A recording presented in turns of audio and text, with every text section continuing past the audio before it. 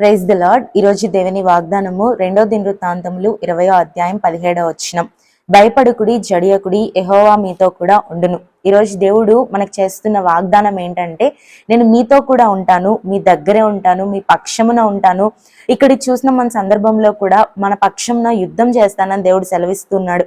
అయితే దేవుడు మన పక్షమున ఉంటే, మనతో ఉంటే, మన తోడుగా ఉంటే, మన సహాయంగా ఉంటే, బైబిల్లో ముగ్గురు వ్యక్తులు చాలా ఆశీర్వదించబడుతూ వచ్చారు. ఆ ముగ్గురు వ్యక్తుల్లో మొట్టమొదటిగా మనం చూసినట్లయితే యోసేపు జీవితాన్ని మనం చూస్తాము.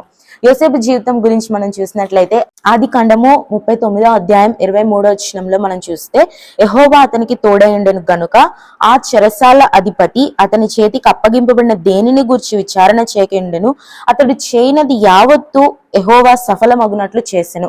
దేవుడు మనకు తోడుగా ఉంటే మన జీవితంలో మనం ఏది చేసినా కూడా సఫలం అవుతుంది, ఏది చేసినా కూడా సక్సెస్ అవుతుంది. సక్సెస్ రేట్ అనేది ఎక్కువగా ఉంటుంది. ఈ రోజుల్లో ప్రతి వ్యక్తి కూడా వాళ్ళ వ్యాపారంలో కానీ, వారి యొక్క చదువులో కానీ, వారు ఇన్వెస్ట్ చేసిన పనుల్లో కానీ, దేంట్లోనైనా కూడా సక్సెస్ రేట్ చూస్తారు. ఆ సక్సెస్ ఎలా వస్తుంది? దేవుడు మనకి తోడై ఉన్నప్పుడు సక్సెస్ వస్తుంది.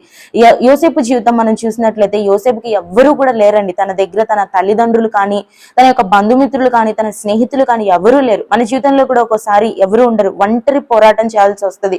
ఒంటరి పరిస్థితుల్లో మనం ముందుకు వెళ్లాల్సి వస్తుంది. అటువంటి పరిస్థితుల్లో మనకి ఎవరు తోడుంటారు తెలుసా? దేవుడు మాత్రమే మనకు తోడుంటాడు. ఎప్పుడైతే దేవుడు మనకు తోడుగా ఉంటాడో మనం చేసిన ప్రతిదీ కూడా సఫలం అవుతుంది. ఈరోజు దేవుడు మనకు తోడుగా ఉన్నట్లయితే చేసిన ప్రతి చిన్న విషయం కూడా సక్సెస్ రేట్ పెరుగుతుంది అనమాట. ఇక్కడ యోసేపు ఏం చేస్తూ వచ్చాడంటే, తల్లిదండ్రులు లేకపోయినా, బంధుమిత్రులు లేకపోయినా కూడా దేవుని యొక్క తోడుని కోరుకుంటూ వచ్చాడు. దేవుడు తనకి తోడుగా ఉన్నాడు. తను చేసిన ప్రతి దాంట్లో కూడా తను సఫలం అవుతూ వచ్చాడు. ఇంకొక వ్యక్తి మనం చూస్తే యోబు జీవితం మనం చూస్తాం. యోబు గ్రంథము 29వ అధ్యాయంలో మనం చూస్తే యోబు యొక్క జీవితం కూడా ఆల్మోస్ట్ ఒంటరి జీవితమే. బిడ్డల్ని కోల్పోతూ వచ్చాడు. తన పరిస్థితి చాలా అల్లకల్లోలంగా ఉంది. భార్య కూడా తనని అనరాని మాటలు అంటుంది. తన స్నేహితులు కూడా వదిలేసి వెళ్ళిపోయారు. ఇటువంటి పరిస్థితుల్లో యోబుకి ఎవరు తోడుగా ఉన్నారు తెలుసా అండి? యోబు 29వ అధ్యాయం 5-6 వచనాల్లో చూస్తే, సర్వశక్తుడు ఇంకనూ నాకు తోడైండెను, నా పిల్లలు నా చుట్టూ నుండి, నేను పెట్టిన అడుగెల్లా నేతిలో పడెను. కింద చూస్తాం, నేను పెట్టిన అడుగెల్లా పాలలో పడెను అని ఒకటేసి రాసి ఉంటది కింద. దాని అర్థం ఏంటంటే, మనం చూసినట్లయితే మనకు ఒక సామెత ఉంటది, పట్టిందల్లా బంగారమే అయినట్టు. అంటే మనం ఏది చేసినా కూడా సక్సెస్ అవుతుంది. ఏ పని చేసినా కూడా దాంట్లో మనము విజయాన్ని సాధిస్తాం. ఏది చిన్నది జరిగినా కూడా మనము అనేకమైన లాభాల్ని మనం పొందుకుంటూ ఉంటాం. దీనికి కారణం ఏంటండి? దేవుడు మనకి తోడుగా ఉన్నాడు. యోబు జీవితంలో కూడా అందరూ వదిలేసినప్పటికీ కూడా ఒక్కరు తోడుగా ఉన్నారు. ఎవరని అంటే దేవుడు. మీరు ఈ రోజు ఏ పరిస్థితుల్లో ఉన్నారు? ఒకవేళ మనుషులు మిమ్మల్ని వదిలేశారా? ఒకవేళ ఎవరైనా మిమ్మల్ని కాదన్నారా? ఒకవేళ ఒంటరిగా పోరాడుతూ ఉన్నారా? ఒంటరి పోరాటంలో విజయం సాధించలేక వెనక్కి వెళ్ళిపోవాలనుకుంటున్నారా? ఈరోజు దేవుడు మీకు తోడుగా ఉన్నాడు. దేవుడు ప్రతిదీ కూడా సఫలం చేస్తాడు. ఇంకొక వ్యక్తిని చూసి ముగించుకుందాం. దావీదు జీవితంలో కూడా 2వ సమూయేలు 5వ అధ్యాయం 10వ వచనంలో మనం చూస్తాము. దావీదు జీవితంలో కూడా ఒంటరిగా పోరాడుతూ ఉన్నాడు దావీదు. అటువంటి పరిస్థితుల్లో దావీదుకి దేవుడు తోడుగా ఉన్నాడు. దేవుడు తోడుగా ఉన్నప్పుడు తన జీవితంలో ఏం జరుగుతూ వచ్చిందంటే, దావీదు అంతకంతకు వర్ధిల్లెను. దావీదు అంతకంతకు వర్ధిల్లెను. సైన్యములకు అధిపతి యెహోవా అతనికి తోడుగా ఉండెను. ఎవరు తోడుగా ఉన్నారండి దావీదికి?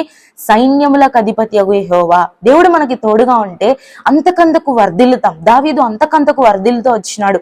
అనేక మంది కంటే కూడా తను రాజు స్థానంలో, గొర్రెల కాపరి రాజుగా మారడం ఏంటండి? గొర్రెల కాపరి ఎక్కడో ఎవరికి కూడా తెలియని వ్యక్తి రాజుగా మారడం ఏంటి? కారణం ఏంటంటే, దావీదు తన జీవితంలో కలిగి ఉంది ఎవరినంటే దేవుణ్ణి కలిగి ఉన్నాడు. యోసేపు జీవితంలో కూడా దేవుడు ఉన్నాడు. ఎవరూ లేరు. తను ఒంటరిగా పోరాడుతూ ఉన్నాడు. కానీ ఎవరున్నారంటే దేవుడు ఉన్నాడు. యోబు జీవితంలో కూడా ఆల్మోస్ట్ అందరూ కూడా వదిలేసిన పరిస్థితుల్లో దేవుడు తనకు తోడుగా ఉన్నాడు. యోబు ఏమంటాడంటే, నేను పట్టిందల్లా బంగారం అయిందండి. నేను ఏది చేసినా కూడా అది నా కాలు నేతిలో పడుతూ వచ్చింది. నేను ఏది చేసినా కూడా విజయం సాధించాను. ఈరోజు మన జీవితంలో మీరు ఏ పరిస్థితుల్లో ఉన్నారు? ఒకవేళ ఏదన్నా ఫెయిల్ అయిపోయినారా? ఏదన్నా మీకు విఫలం అయిపోతూ వచ్చిందా? ఒకవేళ మీ బిజినెస్ లో లాస్ కానీ, ఇదే కాదు, శారీరకంగా కాదండి, ఆత్మీయంగా కూడా మనం ఏ పరిస్థితుల్లో ఉన్నాం?